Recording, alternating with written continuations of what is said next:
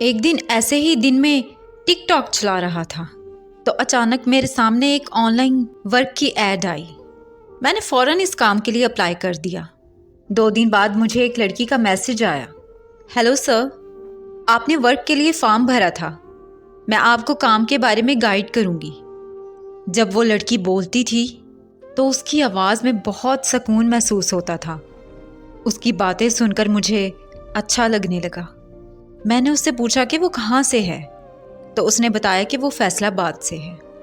پھر اس نے مجھ سے پوچھا کہ میں کہاں سے ہوں۔ میں نے کہا کہ میں لاہور سے ہوں۔ پھر میں نے اسے کہا کہ آپ مجھے بہت پسند آئی ہیں، کیا آپ مجھ سے دوستی کرنا چاہیں گی؟ لیکن اس نے معذرت کرتے ہوئے کہا، نہیں جناب، میں آپ سے دوستی نہیں کر سکتی۔ اس کے لہجے میں تھوڑا سا غصہ تھا۔ اس نے مجھ سے کہا، آپ کو کام کرنا ہے یا نہیں؟ میں نے جواب دیا، مجھے نہیں کرنا کام۔ یہ کہہ کر میں نماز پڑھنے چلا گیا۔ نماز کے بعد جب واپس آیا تو اس کے میسیجز آئے ہوئے تھے۔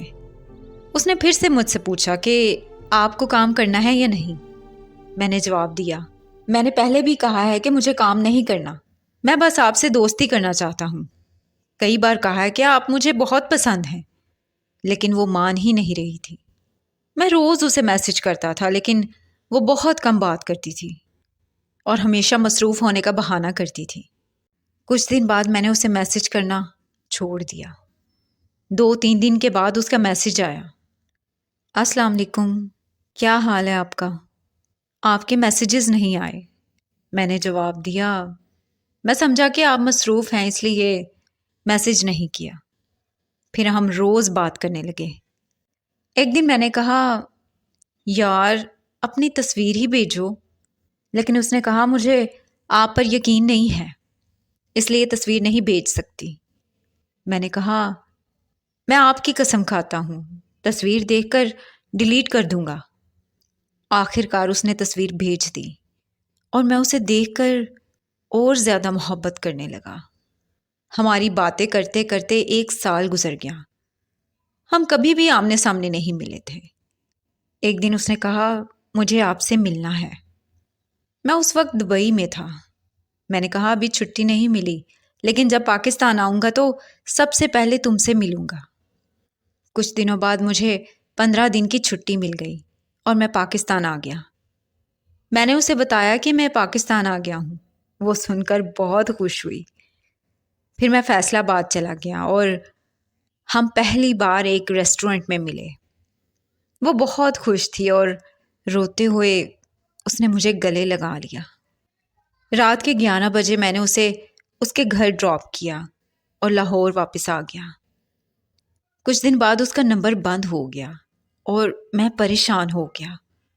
پھر ایک رات اس کا انجان نمبر سے فون آیا اور اس نے بتایا کہ اس کے والدین نے اس کا فون لے لیا ہے۔ پھر اس نے کہا، مجھے یہاں سے لے جاؤ۔ میں نے کہا، ٹھیک ہے، صبح آؤں گا۔ اگلے دن فیصل آباد گیا، لیکن اس کا نمبر بند جا رہا تھا۔ میں نے اس کے گھر جانے کا فیصلہ کیا۔ وہاں جا کر میں نے اس کے گھر والوں سے بات کی، لیکن بات بگڑ گئی۔ اس کے بعد محلے والے بھی جمع ہو گئے اور معاملہ بگڑ گیا۔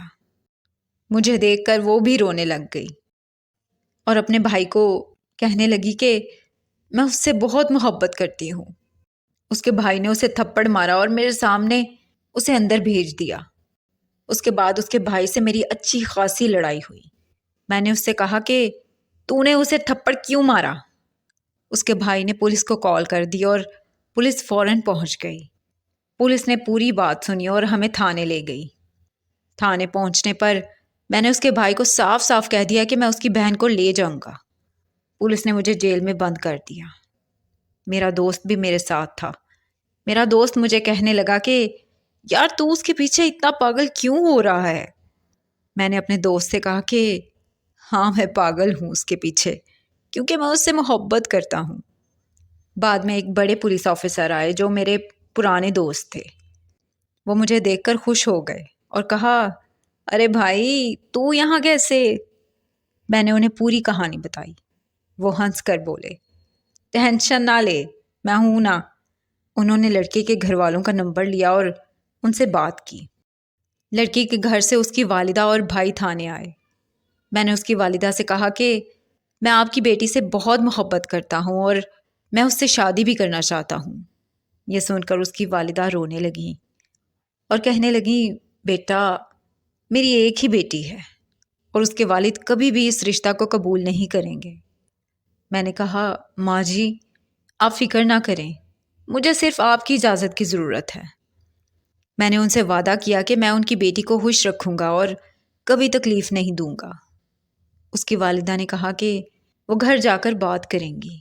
یہ سن کر مجھے بے حد خوشی ہوئی اور مجھے ایسا لگا کہ میرے پاؤں جیسے زمین پر ہی نہیں ہیں۔ جب میں گھر پہنچا تو میں نے اپنی ماں کو پوری بات بتائی۔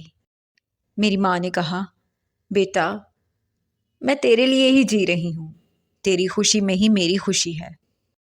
اگلے دن میری جان کی کال آئی اور اس نے بتایا کہ اس کے والد رشتہ قبول کرنے کے لیے مان گئے ہیں۔